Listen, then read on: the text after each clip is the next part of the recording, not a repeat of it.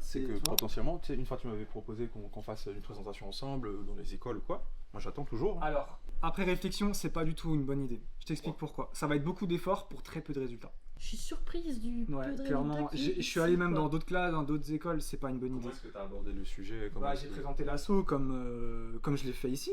Pour moi aujourd'hui, le meilleur levier pour notre asso, c'est les réseaux sociaux. Ouais. Clairement, on va pas perdre notre temps. Moi, je vais avoir ma boîte, je vais avoir mon gosse, machin. Il faut vraiment que mon temps, je l'investisse. Donc, je vais pas aller perdre mon temps dans des écoles pour que les élèves ils soient sur leur téléphone. Pour moi, le problème, c'est que les gens qui sortent du lycée, ils sont pas forcément très matures. Oui, mais laisse tomber. Tu vois, on parle de maturité, t'as l'exemple. T'as l'exemple, c'est un exemple concret qui arrive pile quand il faut. C'est magnifique. Merci les gars. Merci pour vos deux tuiles, c'est super. Attends, mais les gens dans la vidéo, ils vont pas comprendre. Là, il s'est passé quoi là en gros? Alors en fait, on fait une expérience, on cherche des fantômes dans l'école là. Et en fait, il y a eu un phénomène paranormal. En fait, il y a notre beeper là, il a commencé à s'exciter et il y a des feutres qui sont sortis du mur. C'est un truc de ouf. C'est un truc de malade. En gros, parce qu'il y a un trou dans le mur et du coup. Ouais, en gros, entre la menuiserie, enfin, comment est-ce qu'on appellerait ça? Entre la façade rideau, là, voilà, et notre mur, en fait, on a une espèce de faïence, on peut appeler ça. Donc, du coup, des gens s'amusent à balancer des petits feutres. Voilà. Là, on sort de Omneo Business School. Et là, on vient de tourner le premier épisode de notre podcast. Voilà, Investir autrement. Il sera disponible déjà normalement. Première expérience, c'est la première fois que je me prête à cet exercice. Tout le monde a joué le jeu. Jonas, Jonas super, on a vraiment pu travailler ça en amont. Là, je suis confiant et normalement s'il sort, c'est parce que tout est bon. Hein. Là, le programme cet après-midi, c'est hyper simple. Donc là, on vient de finir. Donc là, on va aller chercher du textile qu'on a commandé pour ma société La Rigueur. Donc on va aller le chercher à Célestat. On va le chercher et puis on s'est donné rendez-vous quelque part sur Célestat. Donc vous allez nous suivre et vous allez le voir. Donc on va même un peu discuter là dans la voiture parce que j'ai envie d'avoir le feedback de Jonas. Parce que là, on vient de tourner, donc j'ai envie de voir ce qu'il en pense. Allez. On y va. Non, c'était incroyable, mais moi je veux avoir ton avis, tu vois, toi qui étais derrière la caméra, comment est-ce que tu l'as vu? C'est vrai que moi, ça va, tu vois, je me suis dit ok. Franchement, c'était super intéressant. En plus, Greg, il aime bien parler. Donc, en vrai, c'était super intéressant. Il y a eu plein de sujets qui ont été abordés. Vous avez parlé de l'association, etc., etc.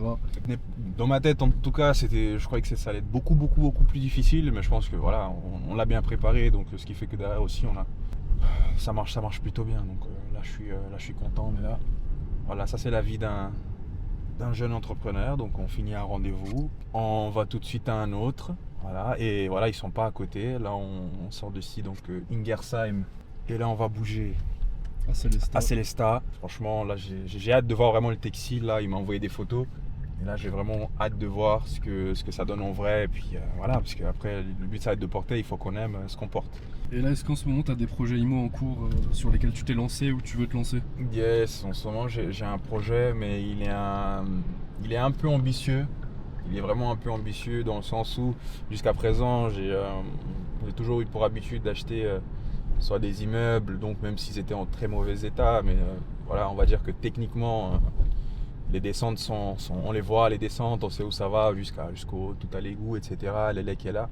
Et là je me lance dans un projet où je vais acheter une grange ou des combles à aménager. Et puis partir de zéro quoi, et faire vraiment créer par exemple dans un comble si je peux le faire, créer 2 logements dedans quoi. Okay. Si possible, et là c'est vraiment partie de zéro quoi. Là faut faire les lecs, des fois faut viabiliser changement de destination. Donc en gros pour ceux qui ne comprennent pas, ça va être par exemple si tu es dans une grange, c'est pas une habitation, donc il va falloir que tu changes donc la destination donc de grange à habitation quoi. Ouais, c'est un projet un peu ambitieux donc parce que ça demande beaucoup de travaux, donc beaucoup plus d'intervenants finalement. Donc là je pense que ça va être pour l'instant le seul projet sur lequel je vais me lancer cette année pour pouvoir vraiment me concentrer et puis une fois que ça sera fait, bon l'année on a quand même 12 mois dans l'année, donc si ça se passe bien on pourra tout de suite enchaîner sur un deuxième ou voire un troisième.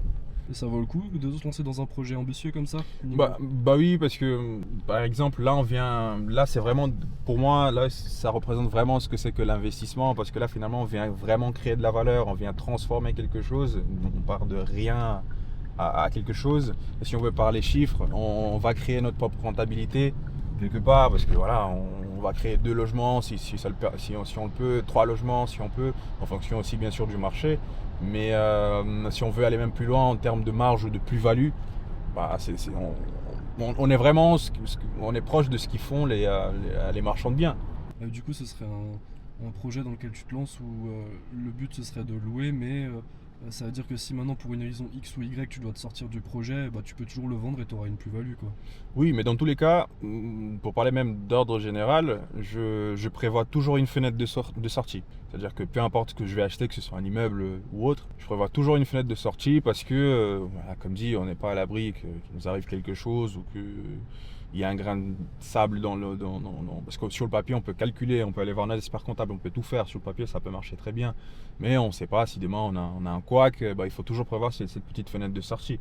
Donc moi je la prévois toujours, même quand le bien il présente des chiffres hyper cohérents et hyper hauts, quoi, on va dire ça comme ça, je prévois toujours une fenêtre de sortie, toujours.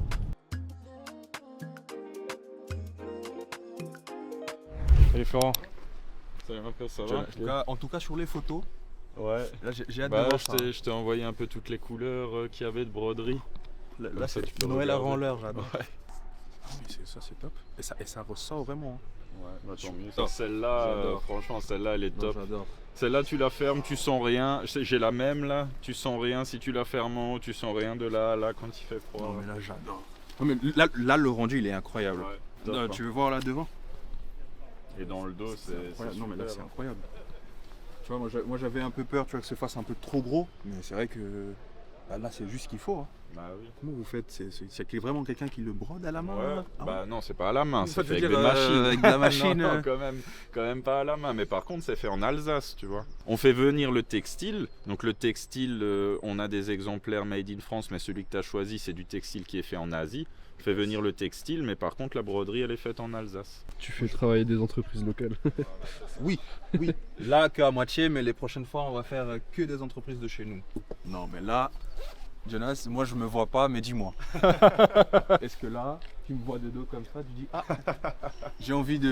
j'ai envie peut-être de savoir qu'est-ce que c'est que la Raguière et qui est ce beau monsieur avec cette belle veste. Donc merci encore et puis on se dit à mardi.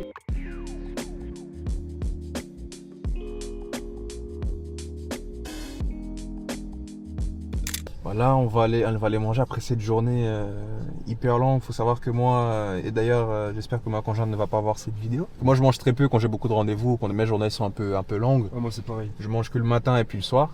Donc là, rien contre Burger King, mais il faut manger correctement. Mais là, on est dans le rush, donc il va falloir qu'on fasse une pause pour manger. Donc, moi, vu que je vais aller après chez ma grand-mère, je sais que je vais manger davantage, donc je vais prendre un petit burger là. Journée chargée comme d'habitude, mais bon, ça fait partie. Hein. Quand on se lance dans l'entrepreneuriat, c'est toujours comme ça, donc mais moi pour une belle journée, je suis avec Jonas, je le connais depuis longtemps, donc bon, c'est pas comme si j'étais avec un pro, il fallait rester hyper raide, non, on est là, on discute, c'est vraiment cool, donc belle journée.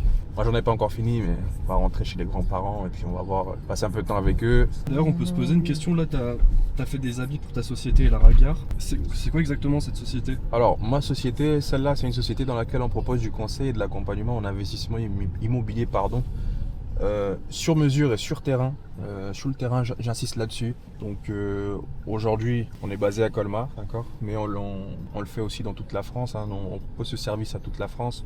Pour faire court, on vous aide à sécuriser, d'accord, et à structurer vos investissements immobiliers. Le but est que vous ne vous perdiez pas dans les complexités des démarches, que ce soit simple. On va chercher de la rentabilité, on va gagner du temps, et puis on va faire de l'investissement, ce que j'appelle un peu plus poussé, c'est-à-dire qu'on ne va pas se contenter d'acheter juste le bien et de se dire ok c'est du patrimonial, et même quand c'est de la RP, on va chercher à faire en sorte à ce que en cas de revente de cette RP, qu'on soit dans le vert. Quand on va chercher du locatif, avant même de jouer avec les différés bancaires, etc., yes, pas de problème.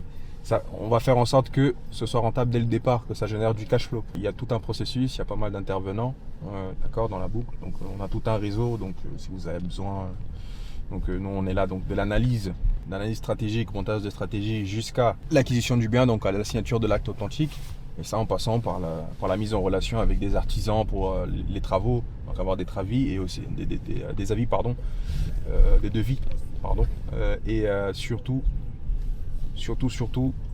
mise en relation avec nos partenaires bancaires pour que la recherche du financement soit beaucoup plus simple, donc ce soit beaucoup plus facilité. Donc on met en relation, vous rentrez dans la boucle, et une fois que vous êtes dedans, vous parlez avec moi et après vous êtes dispatché un peu selon ce que vous avez besoin, je vous envoie parler avec notre expert comptable. Et vraiment, mais à chaque fois, on revient à la source qui est moi, donc un membre de mon équipe. Hein, on discutera et puis c'est comme ça qu'on va monter votre projet. Voilà, aujourd'hui, c'est vrai qu'on accompagne 3 profils. Donc, on a les jeunes qui veulent se lancer tôt, d'accord, les jeunes dynamiques qui veulent se lancer tôt. On va avoir aussi le particulier qui a envie de se lancer sans commettre d'erreur, hein, c'est ce qu'on nous dit souvent.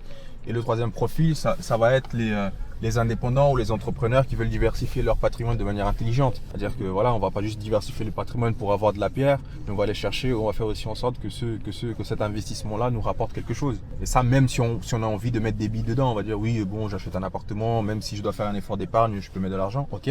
Mais on est quand même beaucoup plus content si c'est de l'argent qui rentre dans notre poche et pas l'inverse. Ouais. Donc c'est plutôt ça qu'on fait, nous. Et du coup, toi, tu as ta société Laragar qui fait du conseil en investissement, et à côté, toi, tu es investisseur aussi de ton côté. Ah oui, bien sûr. Tu as des projets de ton côté immobilier, etc. Bien sûr, parce que je peux pas me permettre aujourd'hui on va dire, ne serait-ce que même de créer tout cet écosystème-là et de proposer ce service à des personnes sans le faire moi-même.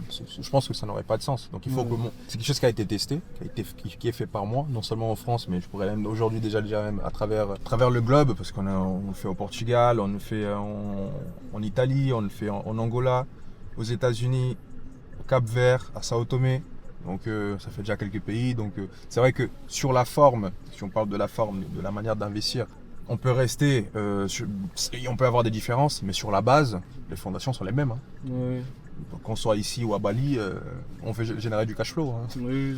Donc il faut juste avoir des contacts. Aujourd'hui, on a des gens par exemple qui me disent, Marcos, des Portugais, ici en France, qui me disent j'ai envie d'investir dans mon pays d'origine, donc au Portugal. Nous on a des contacts là-bas, on fait tout ça à distance. Et puis s'il faut se déplacer, en tout cas dans les pays où on est présent, nous on le fait, parce qu'on a aussi des affaires là-bas, donc ça nous permet aussi de finalement garder les liens avec le réseau, et puis comment est-ce qu'on peut dire ça, de l'entretenir, voilà, c'est le mot que je cherchais. Voilà. Ouais. Donc globalement, maintenant, si je veux investir dans l'IMO, je peux te contacter et tu sauras m'accompagner, quoi.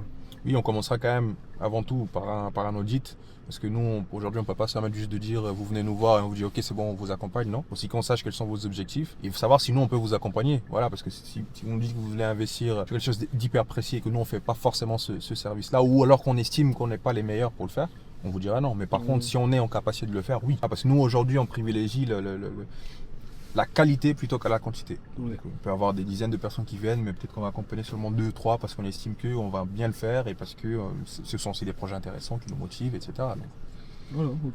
c'est aussi ce qui fait notre force, hein, au-delà de notre réseau, etc. C'est vraiment le fait qu'on accompagne nos clients. À chaque fois, ils sont contents et ils reviennent, quoi. Là, on arrive sur la première journée du coup de ce nouveau format, j'ai envie de dire, donc qui est Risk, qui trace un peu, si vous voulez, le backstage. Vous suivez un peu les coulisses d'un jeune investisseur, d'un jeune entrepreneur. C'est notre série à nous, Risk, retenez-la, notre petit vlog. Donc à l'occasion, on essaiera de vous faire d'autres vidéos si ça vous plaît. Donc n'hésitez pas aussi à nous laisser vos avis dans les commentaires, à dire aussi ce que vous en pensez, ce que vous voulez voir. Hein. Merci à vous et on se dit à une prochaine fois. Allez, ciao. Allez, ciao Joe.